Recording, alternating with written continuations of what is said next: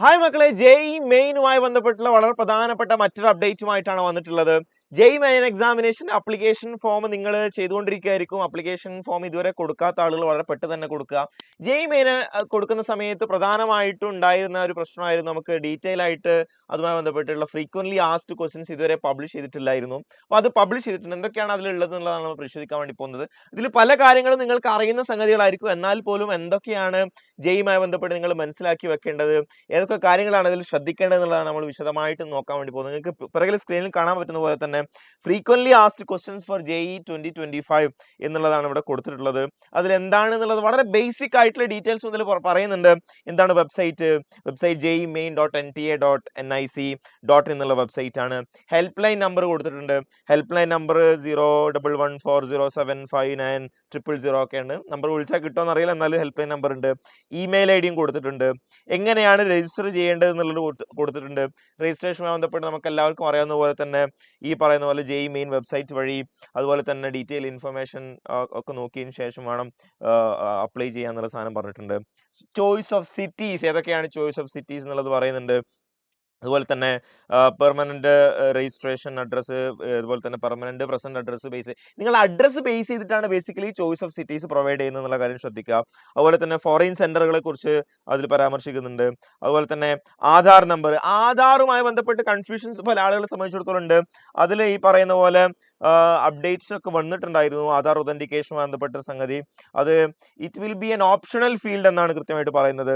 ഇതൊരു optional field ആയിട്ടായിരിക്കും ഉണ്ടാവുക. അതുകൊണ്ട് ശ്രദ്ധിക്കുക, നിങ്ങൾക്ക് ഇതുമായി ബന്ധപ്പെട്ട് ഓപ്ഷണൽ ഫീൽഡ് എന്നുള്ളതാണ് സൂചിപ്പിക്കുന്നത്. ഓപ്ഷണൽ ഫീൽഡ് ആവുന്ന സമയത്ത് തന്നെ നിങ്ങൾക്ക് എക്സാമിനേഷൻ സെന്റർ എത്തുന്ന സമയത്ത് കൃത്യമായിട്ടുള്ള ഡീറ്റെയിൽ വെരിഫിക്കേഷൻ ഉണ്ടാവും എന്നുള്ളതാണ് പറയുന്നത്. അതുപോലെ eligibility and certificate required for PWD കാൻഡിഡേറ്റ്സിനെ സംബന്ധിച്ചിടത്തോളം ഡീറ്റെയിൽസ് പറയുന്നുണ്ട്. അതുപോലെ തന്നെ ഇതുമായി ബന്ധപ്പെട്ട മറ്റ് സംഗതികൾ നിങ്ങൾ മനസ്സിലാക്കേണ്ട മറ്റ് സംഗതികൾ സൂചിപ്പിക്കുന്നുണ്ട്. അതുപോലെ ഇതില് പ്രധാനമായിട്ടും നമ്മൾ അറിഞ്ഞിരിക്കേണ്ട കാര്യങ്ങൾ എന്ന് പറയുന്നത് ആധാർ നമ്പറിന് ശേഷം എലിജിബിലിറ്റി സർട്ടിഫിക്കറ്റിന് ശേഷം സ്ക്രൈബിനെ യൂസ് ചെയ്യുന്ന സമയത്ത് എന്തൊക്കെ കാര്യങ്ങളാണ് ശ്രദ്ധിക്കേണ്ടത് തുടങ്ങിയ ഡീറ്റെയിൽസ് പറയുന്നുണ്ട്.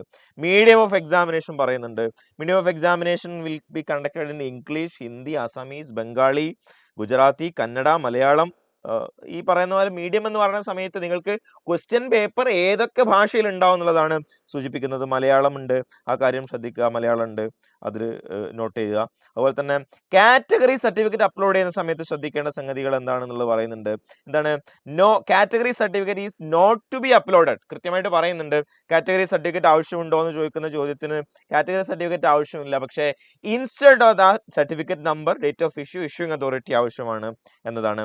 അതുപോലെ തന്നെ കാറ്റഗറി സർട്ടിഫിക്കറ്റ് എല്ലാ കാര്യങ്ങളും വെരിഫിക്കേഷൻ നടക്കും, ഇപ്പൊ ആവശ്യമില്ല എന്ന് മാത്രമേ ഉള്ളൂ. നിങ്ങൾക്ക് അഡ്മിഷൻ നടക്കുന്ന സമയത്ത് ഇൻസ്റ്റിറ്റ്യൂഷൻസ് അത് കൃത്യമായിട്ട് ലേറ്റർ ഡേറ്റിന് ചെക്ക് ചെയ്യുന്നുള്ള കാര്യം സൂചിപ്പിക്കുന്നുണ്ട്. അതുപോലെ തന്നെ ഇതിൽ ശ്രദ്ധിക്കേണ്ട മറ്റു കാര്യങ്ങൾ എന്ന് പറയുന്നത് സ്ക്രൈബിനെ കുറിച്ച് പറഞ്ഞു. ഇനി ജെഇ എക്സാമിനേഷൻ എപ്പോഴായിരിക്കും കണ്ടക്ട് ചെയ്യുക എന്നുള്ള കാര്യം അതിൽ പറയുന്നുണ്ട്. നിങ്ങൾക്ക് വീണ്ടും ഓർമ്മിക്കാൻ വേണ്ടിയിട്ടാണ് ഫസ്റ്റ് സെഷൻ എന്ന് പറയുന്നത് 22 ജനുവരി ആൻഡ് 31 ജനുവരിയിലാണ്. സെഷൻ 2 എന്ന് പറയുന്നത് 1 April and 8 April. In between ഈ രണ്ട് ഡേറ്റ്സിലുമാണ് സെഷൻ 1 ഉം 2 നടക്കുന്നത് പറയുന്നുണ്ട്. Are candidates required to send submit any documents include in the confirmation page to the post by hand എന്ന് പറയുന്നത്. ഇത് പല ആളുകൾക്കുള്ള സംശയമാണെന്ത്, അങ്ങനെ അയച്ചു കൊടുക്കണോ എന്നുള്ളത്. കാരണം എന്റെ അപ്ലിക്കേഷൻ ഫോം കംപ്ലീറ്റ് ആയിട്ടുണ്ടോ എന്നുള്ളത് നമുക്ക് തന്നെ കൺഫ്യൂഷൻസ് ഉണ്ടാവും. നമ്മൾ അക്ഷയ വഴി ആയിരിക്കും ഒരുപക്ഷെ അപ്ലൈ ചെയ്തിട്ടുണ്ടാവുക, അത് കൊടുത്തത് കംപ്ലീറ്റ് ആയിട്ടുണ്ടോ, പക്ഷെ അതിനൊന്നും ആവശ്യമില്ല. നോ, കാൻഡിഡേറ്റ്സ് ആർക്കും അയച്ചു കൊടുക്കേണ്ട ആവശ്യമില്ല. നിങ്ങൾ വൺസ് നിങ്ങൾക്ക് കൺഫർമേഷൻ പേജ് കിട്ടിക്കഴിഞ്ഞാൽ അതിന്റെ അർത്ഥം നിങ്ങളുടെ അപ്ലിക്കേഷൻ ഫുൾഫിൽ ആയിട്ടുണ്ട് എന്നുള്ളതാണ്. If any candidate did not apply for session 1 can he or she apply for session 2. ഒന്നിന് അപ്ലൈ ചെയ്യാത്ത ആളുകൾക്ക് രണ്ടാമത്തിന് അപ്ലൈ ചെയ്യാൻ പറ്റും എന്നുള്ളതാണ് കൃത്യമായിട്ട് പറയുന്നത്. Can a centre be allotted by the NTA manually ആണോ സെന്റർ അലോട്ട് ചെയ്യുന്നത് എന്നുള്ള സംശയമുണ്ട്. മാനുവലി അല്ല, ഇത് വളരെ കമ്പ്യൂട്ടർ ജനറേറ്റഡ് ആയിരിക്കും എന്നുള്ളതാണ്. Date of examination JEE main clashes with any other national state level examination. ഇതുമായി ബന്ധപ്പെട്ട് എന്തെങ്കിലും ക്ലാഷ് ഉണ്ടാവുകയാണെങ്കിൽ എന്താണ്? If such a clash occurs NTA will not change allotted date of examination. NTA സംബന്ധിച്ചിടത്തോളം ഡേറ്റ് മാറ്റുന്ന ഒരു പ്രശ്നമില്ല എന്നുള്ളതാണ് സൂചിപ്പിക്കുന്നത്. എങ്ങനെയാണ്? How can I select the date and slot of examination of JEE main 2025? എങ്ങനെയാണ് എനിക്ക് സെലക്ട് ചെയ്യാൻ വേണ്ടി പറ്റുക എന്ന് ചോദിക്കുന്നുണ്ട്. Date and shift slot of examination is allotted by computer randomly computer allot ചെയ്യാണ്. അത് നോർമലൈസേഷൻ പ്രോസസ്സിന്റെ ഭാഗമായിട്ടാണ്. അതുകൊണ്ട് കാൻഡിഡേറ്റ്സിനെ സംബന്ധിച്ചിടത്തോളം നിങ്ങളുടെ ഡേറ്റും നിങ്ങളുടെ ഷിഫ്റ്റും സെലക്ട് ചെയ്യാനുള്ള ഓപ്ഷൻ ഇല്ല എന്ന് പറയുന്നുണ്ട്. In case candidate has uploaded A blue signature instead of black signature in the application form, അത് ഓക്കെ ആണോ ചോദിക്കുന്നുണ്ട്. ഓക്കെ ആണെന്ന് പറയുന്നത്. പല ആളുകൾക്കും ചെറിയ ചെറിയ സംശയങ്ങളാണ്, ബ്ലാക്കിന് പകരം ബ്ലൂ ആയി പോയി എന്നുള്ള പ്രശ്നം. Can a candidate correct change his particulars including city of examination? കാൻഡിഡേറ്റ്സിന് കറക്ഷൻ വിൻഡോ ഓപ്പൺ ആവുന്ന സമയം പറഞ്ഞിട്ടുണ്ട്. നിങ്ങൾക്ക് കറക്ഷൻ വിൻഡോ ഓപ്പൺ ആവുന്ന ബന്ധപ്പെട്ട വീഡിയോ നമ്മൾ നേരത്തെ ചെയ്തിട്ടുണ്ട്. നിങ്ങൾക്ക് അത് ചെക്ക് ചെയ്യാവുന്നതാണ്. അതുപോലെ തന്നെ വെബ്സൈറ്റിലും കൃത്യമായിട്ട് നോട്ടിഫിക്കേഷൻ വന്നിട്ടുണ്ട് എപ്പോഴാണ് കറക്ഷൻ വിൻഡോസ് ഓപ്പൺ ആവുന്നത്, അതുപോലെ തന്നെ എന്തൊക്കെ കാര്യങ്ങളാണ് കറക്റ്റ് ചെയ്യാൻ പറ്റുക തുടങ്ങിയിട്ടുള്ള ഡീറ്റെയിൽസ് ഇവിടെ പ്രൊവൈഡ് ചെയ്തിട്ടുണ്ട് എന്നുള്ളതാണ്. Can anyone cancel the application submitted with Gmail successfully? Cannot be cancelled or withdrawn. Cancel ചെയ്യുക, വിഡ്രോ ചെയ്യുക എന്നുള്ള ഓപ്ഷൻ ഒന്നും ഇല്ല എന്നുള്ള കാര്യം പ്രത്യേകം സൂചിപ്പിക്കുക എന്നതാണ്. അതുപോലെ തന്നെ അടുത്തത്, if one does not get an admit card whom should be contacted. അതുകൊണ്ട് അഡ്മിറ്റ് കാർഡ് എന്ന് പറയുന്നത് പോസ്റ്റൽ വഴി കിട്ടുകയില്ല എന്നുള്ള കാര്യം ശ്രദ്ധിക്കുക. അഡ്മിറ്റ് കാർഡ് എന്താ ചെയ്യുക? അഡ്മിറ്റ് കാർഡ് നിങ്ങളുടെ വെബ്സൈറ്റിൽ ഉണ്ടാവും. നിങ്ങളുടെ രജിസ്ട്രേഷൻ നമ്പറും ഒക്കെ വെച്ച് ലോഗിൻ ചെയ്തതിനു ശേഷം നിങ്ങൾക്ക് ഡൗൺലോഡ് ചെയ്തെടുക്കാവുന്നതാണ്. അത് കിട്ടിയിട്ടില്ലെങ്കിൽ നിങ്ങൾക്ക് NTA ഹെൽപ്പ് ലൈനിനൊക്കെ കണക്ട് ചെയ്യാവുന്നതാണ് എന്നതാണ്. എക്സാമിനേഷൻ സെന്റർ ചേഞ്ച് ചെയ്യാൻ വേണ്ടി പറ്റുമോ? Once it is allotted, allotment കഴിഞ്ഞ് കഴിഞ്ഞാൽ നിങ്ങൾക്ക് ചേഞ്ച് ചെയ്യാൻ പറ്റില്ല. നിങ്ങൾക്ക് കറക്ഷൻ വിൻഡോ നടക്കുന്ന സമയത്ത് ചേഞ്ച് ചെയ്യാൻ ഓപ്ഷൻ ഉണ്ടാവും. ഈ പറയുന്ന അലോട്ട് ചെയ്ത് കഴിഞ്ഞ് കഴിഞ്ഞാൽ നിങ്ങൾക്ക് ചേഞ്ച് ചെയ്യാനുള്ള ഓപ്ഷൻ ഉണ്ടാവില്ല എന്നതാണ്. എക്സാം സെന്ററിൽ എന്തൊക്കെ കൊണ്ടുവരാൻ പറ്റുന്നുള്ളതുണ്ട്, അത് നിങ്ങൾക്ക് ഇൻഫർമേഷൻ ബുള്ളറ്റിൽ ഡീറ്റെയിൽ ആയിട്ട് പറഞ്ഞിട്ടുണ്ട്, അത് നോക്കുക എന്നുള്ളതാണ് പറയുന്നത്.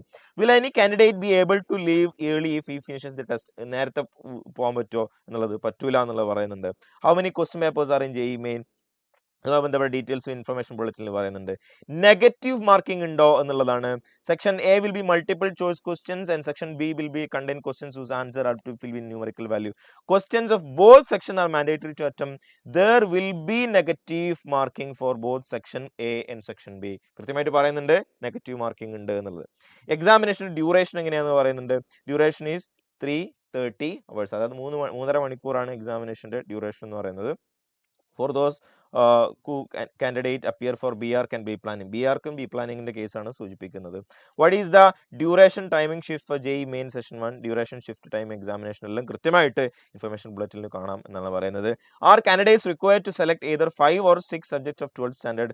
Candidates are required to select only 5 subjects. 5 subject select ചെയ്യേണ്ടതുള്ളൂ. മാൻഡേറ്ററി സബ്ജക്റ്റ് എന്ന് പറയുന്നത് ഫിസിക്സും കെമിസ്ട്രിയും മാത്തമാറ്റിക്സും ആണെന്നുള്ള കാര്യം പ്രത്യേകം ഓർക്കുക എന്നാണ് പറയുന്നത്.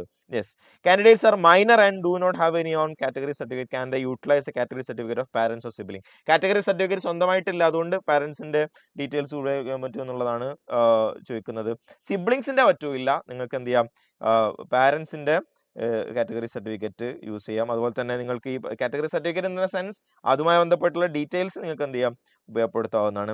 കാറ്റഗറി സർട്ടിഫിക്കറ്റ് അവൈലബിൾ അല്ല എങ്കിൽ കാൻഡിഡേറ്റ്സ് അപ്ലൈ ചെയ്തിട്ടുണ്ടെങ്കിൽ അതിന്റെ അക്നോളജ്മെന്റ് റെസീറ്റ് നമ്പർ ആണ് കൊടുക്കേണ്ടത്. അതുപോലെ തന്നെ ഡേറ്റ് ഓഫ് അപ്ലിക്കേഷൻ ഇഷ്യൂയിങ് അതോറിറ്റിയാണ് കൊടുക്കേണ്ടത്.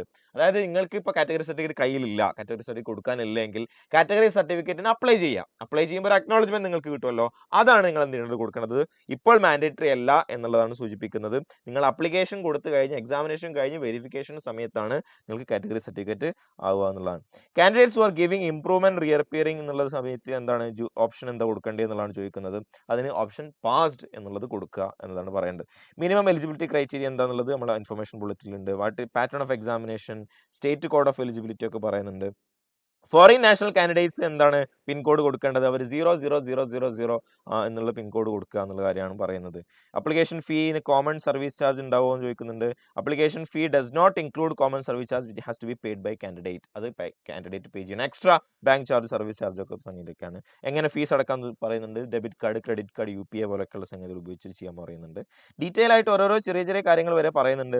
If any candidates faces any problem in the remittance of fees due to fail transaction what should he or she should do എന്നുള്ള പറയുന്നുണ്ട്. ഫീ അടക്കുന്ന സമയത്ത് ഉണ്ടാകുന്ന പ്രശ്നമാണ്. അങ്ങനെ ഉണ്ടാകുന്ന സമയത്ത് ഓൺലൈൻ ട്രാൻസാക്ഷനിൽ എന്തെങ്കിലും കമ്മ്യൂണിക്കേഷൻ വന്നിട്ടില്ലെങ്കിൽ, പേയ്മെന്റ് കംപ്ലീറ്റ് ചെയ്തിട്ടില്ലെങ്കിൽ ഈ പറയുന്ന പോലെ കാൻഡിഡേറ്റ് ഒന്നുകൂടി ഫീ കൊടുക്കേണ്ടതായിട്ട് വരും. അങ്ങനെ കൊടുത്തു കഴിഞ്ഞതിന് ശേഷം ഈ പറയുന്ന പോലെ ഈ ക്രെഡിറ്റ് ആയിട്ടില്ലെങ്കിൽ അത് പിന്നെ ബാങ്കുമായിട്ട് കണക്ട് ചെയ്യുക, അല്ലെങ്കിൽ പിന്നീട് റീഫണ്ട് ചെയ്യുന്ന സിറ്റുവേഷൻ ഉണ്ടാവും എന്നാണ് പറയുന്നത്. അപ്പോൾ ഇതൊക്കെയാണ് frequently asked questions. JEE main എക്സാമിനേഷനുമായി ബന്ധപ്പെട്ടുള്ള ഫ്രീക്വൻലി ആസ്ക്ഡ് ക്വസ്റ്റ്യൻസ് നിങ്ങൾക്ക് അത് വെബ്സൈറ്റിൽ കാണാവുന്നതാണ്. ഡീറ്റെയിൽ ആയിട്ട് നമ്മൾ സൂചിപ്പിച്ചതാണ്. അപ്പോൾ JEE മെയിൻ എക്സാമിനേഷൻ എഴുതുന്ന എല്ലാവർക്കും വിജയാശംസകൾ. All the best. Thank U.